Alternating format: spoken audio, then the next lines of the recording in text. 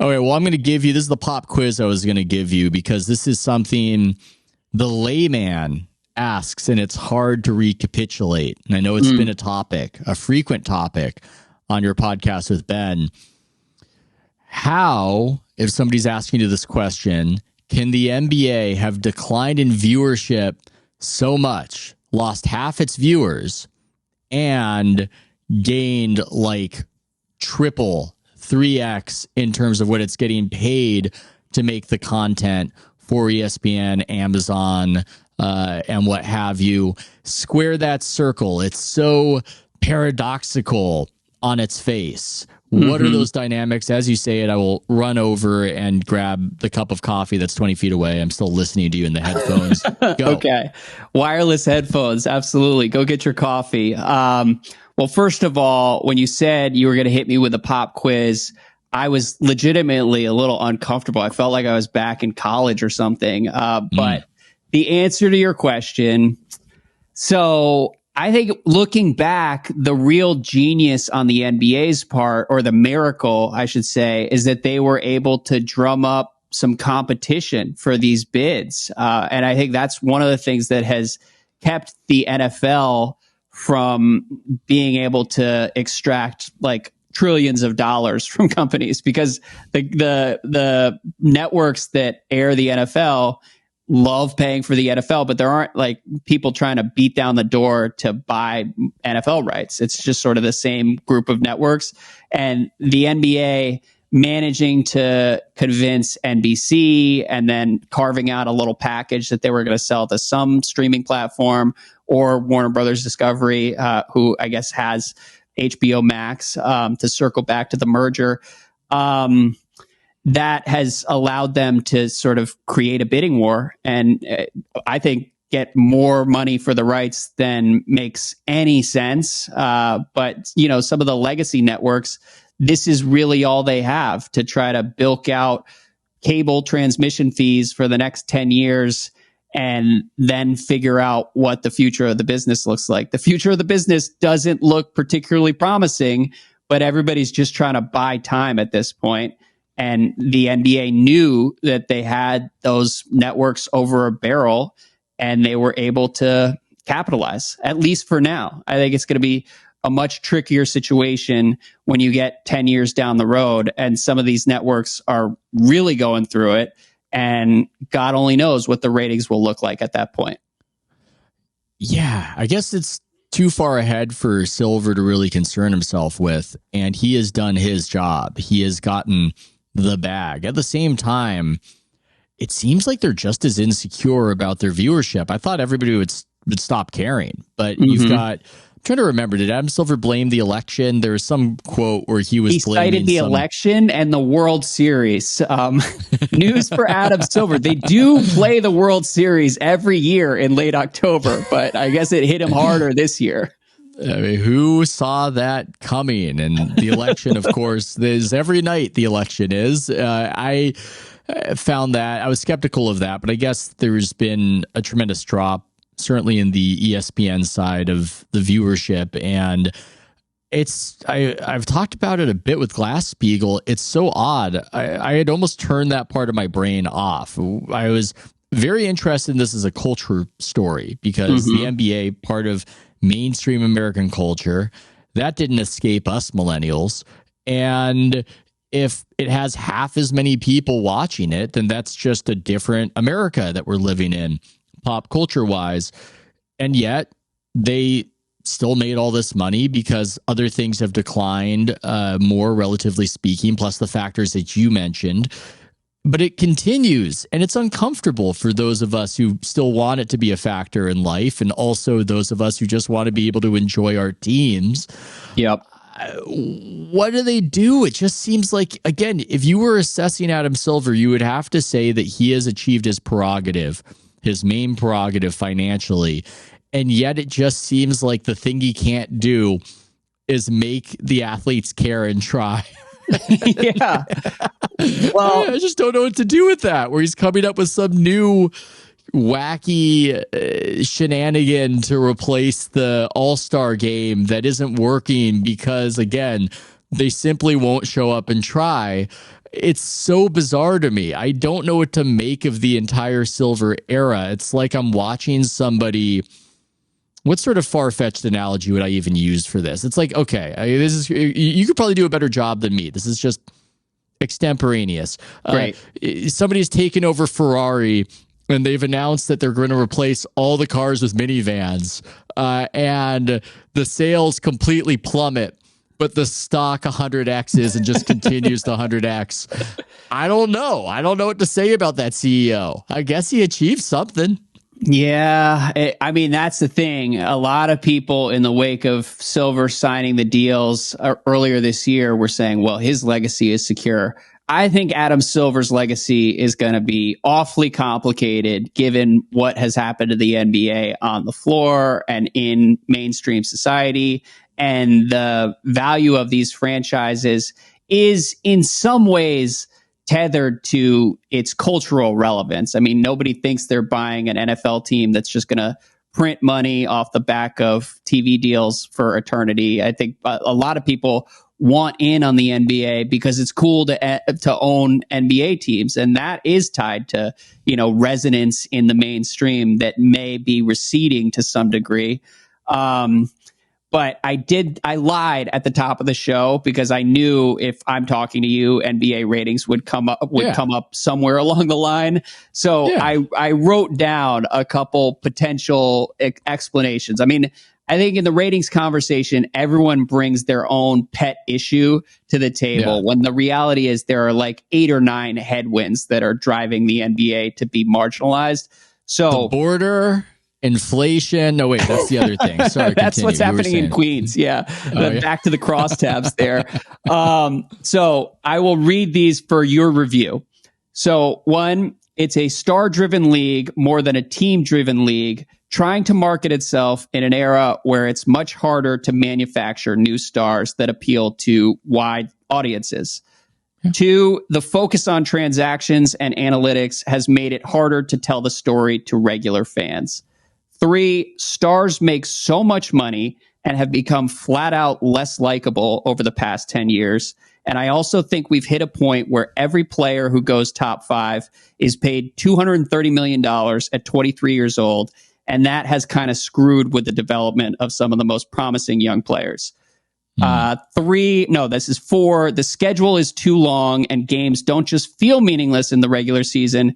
They objectively are pretty much meaningless week to week.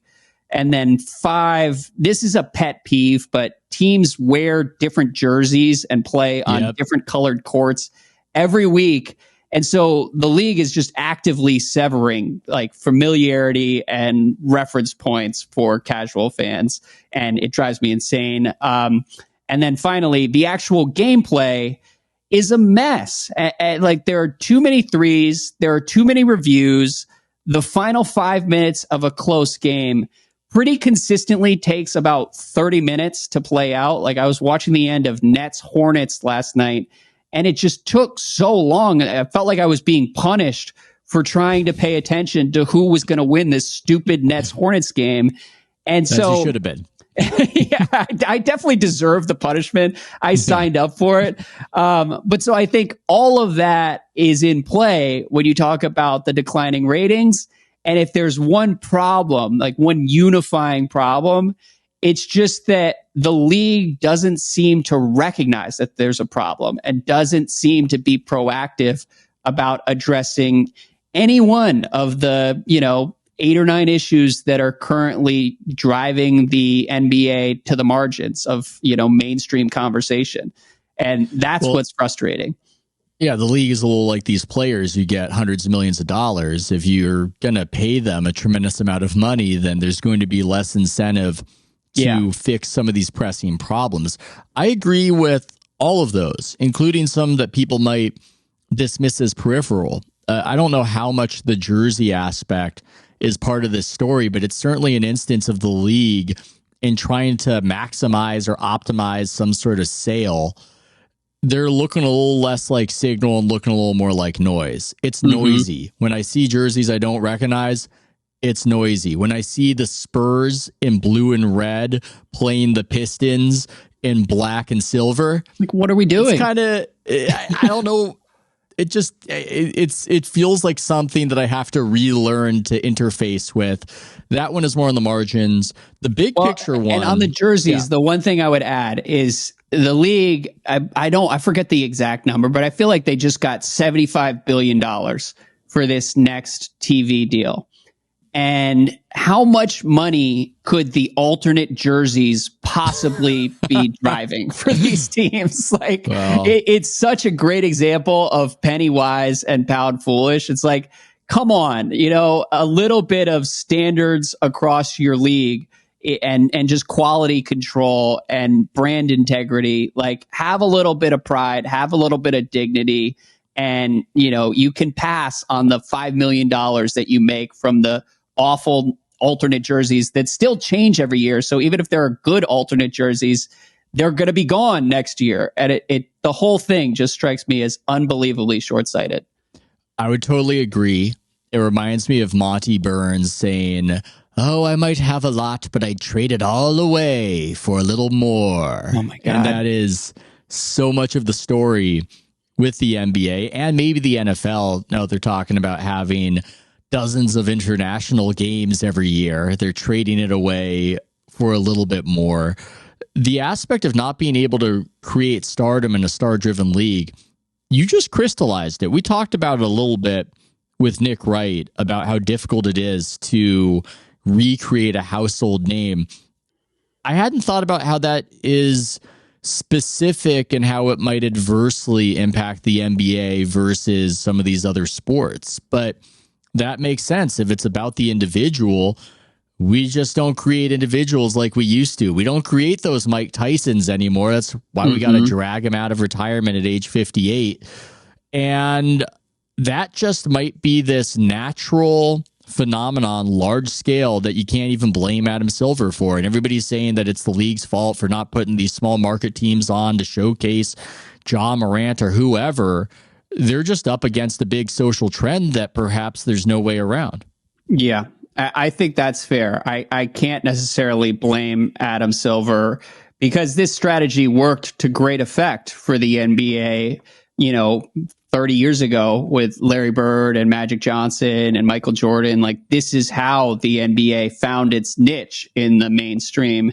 And the structural forces are just working against the league at this point. It doesn't help that following teams now means following, 8 offseason moves that turn over 60% of the roster every single year. That has severed some of the connection between fans and teams, and made it even more individual centric in this era. And I don't think that's the smartest way for the NBA to try to play it in this new era. But on some level, structural forces change, and that benefits certain businesses and hurts others. And that is probably a good amount of what's happening to the league in the modern era. But they're also not nailing the basics in the midst of all this. And that's where I get frustrated. Of getting people to try, of getting the games to matter. These things that were once taken for granted now become problems as and like the coffers fill. Yeah, and gameplay. Everybody talks about the NFL like it's this really traditionalist sport, but the NFL changes the rules every year and does little tweaks here and there to try to improve it. Baseball, the ultimate traditionalist sport, they change the rules, and I'm not a baseball fan, but everybody who's a baseball fan seems to love the changes that baseball has made over the last couple of years. And the NBA is just sort of sitting on its hands and collecting a ton of money, and a lot of people are tuning out. And that's where it's like, all right, are you guys awake? Like, what's the plan here? I mean, the games are literally harder to watch if you're paying close attention. It's like they want to be background noise. There's a perverse incentive when it comes to the end of these games that drag on for 30 minutes with replay reviews, which is that if you drag the end of the game broader, then your overall TV rating tends to go up because people watch at the end. And yes, you're making the end boring and you're probably losing some audience share that you would typically get for a fourth quarter. It does probably help the overall average. And perhaps that's one of the reasons they haven't fixed it, but I do see the replay review in general is more driven by the strange, almost like the way a Martian would misunderstand the nuances of our culture that speak to this particular era of the league, where they look at football's success and they go, ooh, I know what makes that popular, that NFL. It's that they stop the game and they do those replay reviews. That makes sense. Let's do replay reviews. That's just, it seems like this is the way the league misunderstands popularity. And I know they've taken some concepts from soccer. They need an NBA Cup because that's like something that happens in soccer that works, I guess. And TBD on that. Maybe that's a hit. Some would argue, yes. I don't know. But there's a lot of that almost taking the wrong things from other sports and slapping them on the NBA edifice that I've noticed. Yeah. Well, and I mean, I don't want to make it just about Adam Silver because he's not the one making all these decisions, but the Adam Silver regime, I just feel like not many people in the league office have a good feel for what fans love about basketball. And I mean, the fact that it's free flowing and moves pretty quick is why a lot of people liked basketball in the first place. And you compare it to the NFL, this is one where, again, structural forces, structural advantages, the NFL lends itself to a great television product, natural stoppages where, you know, a replay doesn't feel like an assault on the viewing experience. But, you know, you stop for 90 seconds at like multiple times in the final 4 minutes of a game. And at a certain point, basketball fans are just like, what are we doing here? Who gives a shit whether it was a flagrant foul? You know, I don't care if he was in the guy's landing zone as he took a three. Like, why do these rules exist? And do we have to just bastardize the viewing experience in order to quote unquote get it right? And half the time they get it wrong anyways. And so I think if there were more people at the league office who just loved basketball on a pure level, they would recognize the error. And this is another one where it may be penny wise, pound foolish, because I'm sure they're able to sell ads on the commercial breaks during some of these reviews. And that's probably part of the story as well. But as a fan, it can be pretty frustrating.